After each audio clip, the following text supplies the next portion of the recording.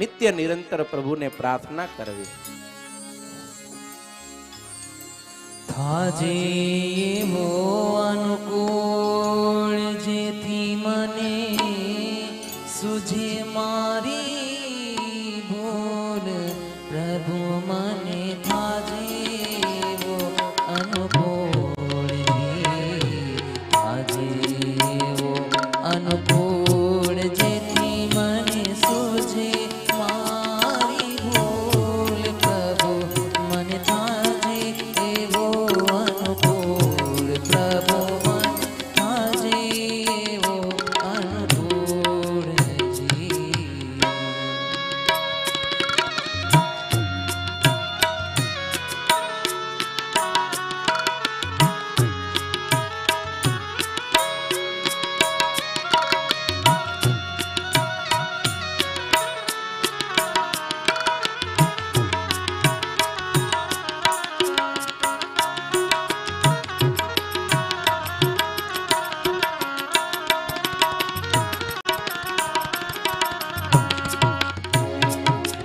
दोष बीजाने देता पेला हूँ समझूं मारी भूल जी.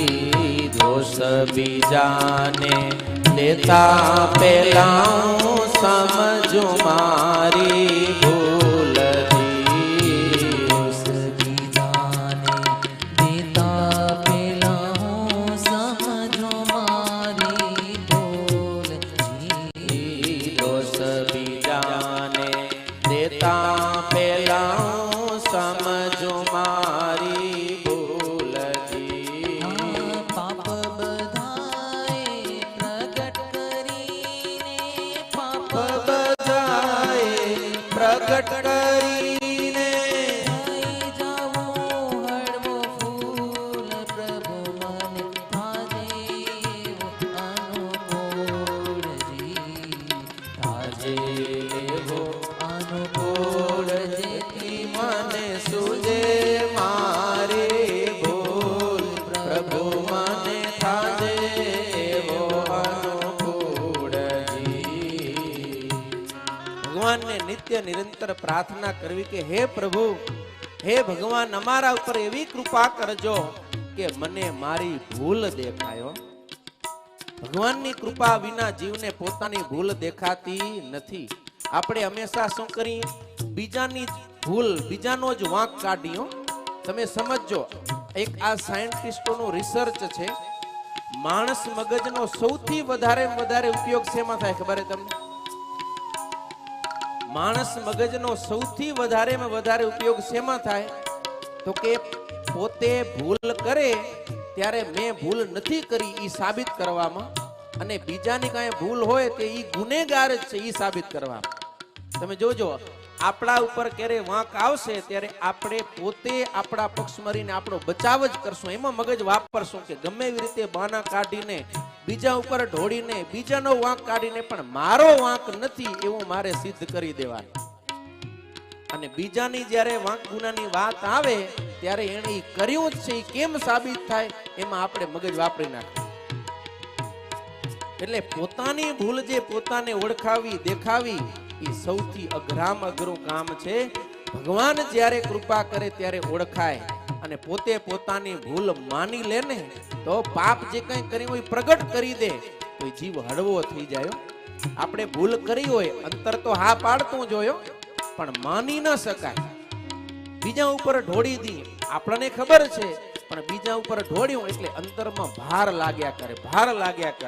પણ જ્યારે આવા ભગવાન કે સંતની આગળ આવીને આપણે આપણા પાપ પ્રગટ કરી દઈએ, ભૂલ કે ગુના વાંક સ્વીકારી લઈએ, ત્યારે આપણે કેવા હળવા ફૂલ જેવા થઈ જાય.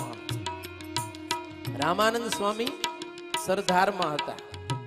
સરદારની અંદર એક રામાનંદ સ્વામીનો શિષ્ય, એનું નામ બોધો કમાનગર. હવે એકવાર એવો પ્રસંગ બન્યો કે કોઈ એક બાઈ બીમાર થઈ, એને આંખમાં કંઈક પ્રોબ્લેમ થયો હશે. રામાનંદ સ્વામી પાસે આવ્યા એટલે રામાનંદ સ્વામી મીઠાવાળી પોટલી કરી, ગરમ તેલ કરી અને પોટલી બોળી અને એ બાઈની આંખમાં ટીપા નાખે. એટલે રામાનંદ સ્વામી તો સમર્થ હતા, એની કૃપાથી બાઈનો દર્દ ચાલ્યું ગયું ને બાઈ સાજા થઈ ગયો. ને આ થયું ને ત્યારે ઓલો બોદો કમાનગર સાથે હતો. પછી તો થોડાક વર્ષો વ્યતીત થઈ ગયા અને એ કોઈક બીજા બાઈ બીમાર થઈ. ત્યાં બોદાને ખબર પડી કે કોઈક બાઈને આંખમાં પ્રોબ્લેમ છે એમ. એ તો આવ્યો, મીઠાની પોટલી લીધી, તેલ ઉકળાવ્યો, એમાં બોરીને ઓલી બાઈની આંખમાં ટીપા નાખ્યા. ટીપા નાખ્યા ઈ મૂકે, બળતરા થઈને ઈ બાઈ મૃત્યુ પામી. હવે મૃત્યુ પામી એટલે બોદાના મનમાં થઈ ગયું, લે આ તો રામાનંદ સ્વામીનો વાંકો. માણસો બધા કેવા માંડ્યા કે બોદા તે બાઈ મારી નાખી, બોદા તે બાઈ મારી નાખી. એ કે મારો હું વાંક? વાંક તો રામાનંદ સ્વામીનો. હવે રામાનંદ સ્વામીનામાં શું વાંક? પણ પોતે એ કે રામાનંદ સ્વામી આમ કર્યું તું એટલે મેં કર્યો. વાંક કેનો? રામાનંદ સ્વામી. એમાં એને સદગુરુ રામાનંદ સ્વામીનો અભાવ આવી ગયો. સત્સંગમાંથી પાછા હટવા મંડી ગયા. પણ પછી એને મનની અંદર તો ઉદ્વેગ રહ્યા કર્યો, દુખી થયા કરે. પણ શ્રીજી મહારાજ મળ્યા, એને સમજાવ્યું અને મહારાજે કીધું કે ભાઈ તો ક્યારથી કહે છે કે આમાં તો ગુરુનો વાંક, હું નિર્દોષ છું, ગુરુનો વાંક. ગુરુનો શું વાંક?